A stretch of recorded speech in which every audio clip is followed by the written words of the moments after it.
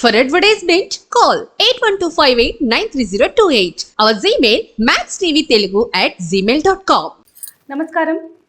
Max TV భక్తి ఛానల్కి స్వాగతం.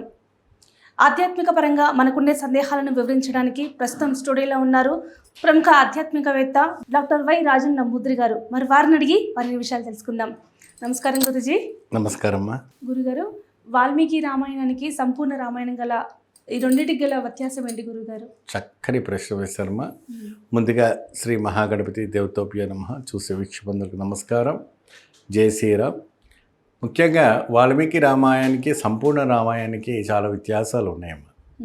ఎప్పుడైనా రామాయణం అటోపటికి రాముడు ఒక పుట్టినప్పటి నుంచి కళ్యాణం వరకు కూడాను వాల్మీకి రచనలలో మనకి లిఖించబడింది.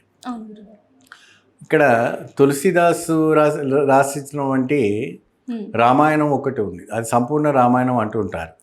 సంపూర్ణ రామాయణం ఎప్పుడైనా సీతాదేవి అరణ్యంలో వదిలిపెట్టిన తర్వాత గర్భిణిగా ఉన్నప్పుడు లవకుశులు జన్మించిన తర్వాత వారి ఒక పరివారం ఎలా జరిగింది, వాళ్ళ ఎదుగుదల ఎలా జరిగింది, వాళ్ళ శిక్షణ ఎలా జరిగింది, వారు ఎవరి ఆశ్రమంలో ఉన్నారు, తర్వాత ఏ విధానమైనటువంటి ముగింపు రామాయణం ముగింపు జరిగిన వంటివన్నీ కథనం అంతా కూడా మన తులసిదాస్ రామాయణంలో మనకు కనపడుతుంటుంది. దాన్ని సంపూర్ణ రామాయణం అంటారు. అయితే ఇక్కడ కొన్ని కథనాలు కొన్ని అపోహలు అంటుంటుంటారు, కానీ ఇది నిజంగా జరిగినటువంటి ఆధారం చాలా ఉన్నాయి, అద్భుతమైనటువంటి ఆధారాలు ఉన్నాయి. ఎందుకంటే వాల్మీకి రామాయణంలో జరిగినటువంటి కథనంలో మహోత్కరమైనటువంటి ఆ వాల్మీకి కథ రామాయణం వింటేనే మనకి రెండు చెవులు సరిపోదు, మనకి నిరంతరంగా రామాయణ కథ వింటే అంత అద్భుతంగా ఉంటుంది అంటారు. ఆయన పుట్టినప్పటి నుంచి కూడాను యుద్ధంలో గెలిచేంత వరకు, సీతాదేవి వివాహమయ్యేంత వరకు ఏ విధానమైనటువంటి ఆయన కష్టాలు పడినటువంటి విశేషాలు అన్నీ కూడాను చక్కగా ఆ రోజుల్లో తాళపత్ర గ్రంథాల్లో రాసి నిర్మించబడింది. సో ఇప్పుడు ఈ తులసిదాస్ సెకండ్ జనరేషన్స్లో ఆయన ఫిల్టర్ చేసిన వంటి కొన్ని విశేషం ఏమా.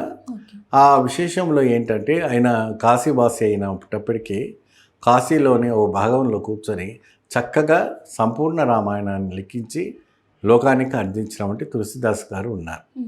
దాంట్లో ఆ సీతాదేవి అరణ్యం అంత జరిగినటువంటిది ఏది, తర్వాత సీతాదేవి భూగర్భంలో పోయినటువంటి ప్రదేశం ఏంటి, సీతాదేవి ఎందుకు భూగర్భంలో వెళ్ళింది దాని కథనము, తర్వాత ఈ శ్రీరాముల వారు తన లీల చాలించిన తర్వాత లవకుశులకు తర్వాత తరము ఎన్ని వరకు కూడా ఈ యొక్క భారత ఖండాన్ని పరిపాలించినటువంటివన్నీ కూడాను మనకు సంపూర్ణ రామాయణంలో తెలుపబడుతూ ఉంటుంది.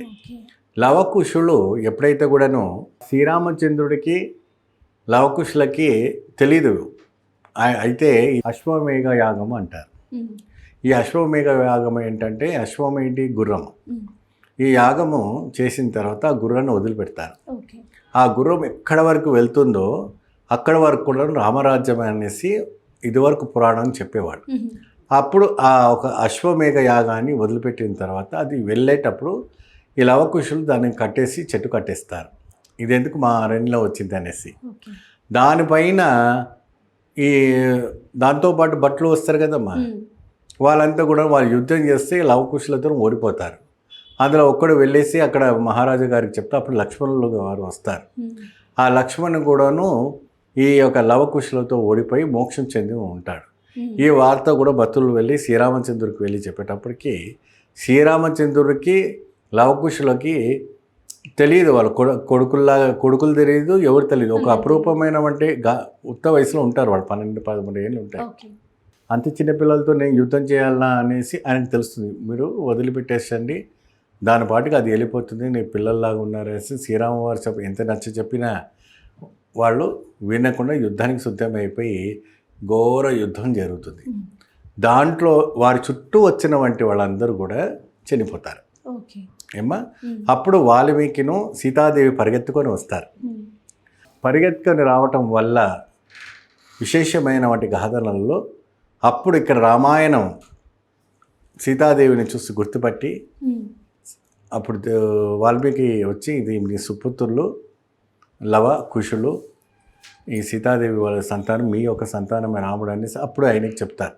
ఓకే. చెప్పిన తర్వాత ఆయన రియలైజ్ అయ్యి ఆ పిల్లల్ని దగ్గరికి తీసుకొచ్చేసి సీతాదేవిని కూడా తిరిగి అయోధ్యకి తీసుకువెళ్దామనేసి ప్రయత్నం చేసినప్పటికీ ఆవిడ గారు అయోధ్యకి రావడానికి సిద్ధం పడలా.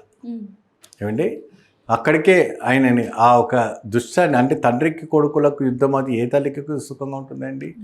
ఇది కనురాని నేను చూసుకోదలుచుకోలేదు, ఇంతలో నేను తనువు చాలుతానని చెప్పేసి భూమిలో పుట్టిన వంటి మన్ను పుష్పము భూమిలోనే ప్రవేశిస్తుంది. అప్పుడు ఆ సీతాదేవి అందులో పోయిన తర్వాత, భూగర్భంలో పోయిన తర్వాత ఆ లవకుశులందరూ కూడా శ్రీరామచంద్రుడిని వేరుకుంటారు. మన వల్ల మనకి ఇంతమందితో కూడా యుద్ధం పోయారు కాబట్టి వీళ్ళకి తిరిగి మోక్షం కలిగించాలంటే అనవసరమైన యుద్ధమే కదా, పునః మోక్షం కలిగించాలనేసి వాళ్ళు లవలో కిష ఇద్దరు కూడాను బాణం కొట్టేసి భూమి నుంచి నీళ్ళు తెప్పిస్తారు. దాన్ని పుష్కరి అంటారు. ఏమా ఆ పుష్కరి తీర్థం ఎక్కడ ఉందంటే అమృత్సర్. అమృత్సర్ అంటే ఏంటంటే అమృతమైన వంటి సరోవరం, అమృత్ సరోవరం అది. ఆ అమృత్ సరోవరంలోనే ఇలా ఈ రాముడికి లవకుశులకి యుద్ధం జరిగిన వంటి స్థలం అమృత్సర్లో, అది వచ్చి పంజాబ్లో ఉంది. ఇప్పుడు అక్కడ గోల్డెన్ టెంపుల్ కట్టేశారు గురుద్వారాలో, ఏమండి. కాబట్టి అక్కడ ఆ నీళ్ళని అక్కడ ఉన్నవంటి సైనికులకు అందరూ కూడా ముఖం పైన నీళ్ళు ఏదో తాగించిన తర్వాత వాళ్ళకి పునర్వాయువు వచ్చేసింది. అంటే అమృతం తాగినందుకు.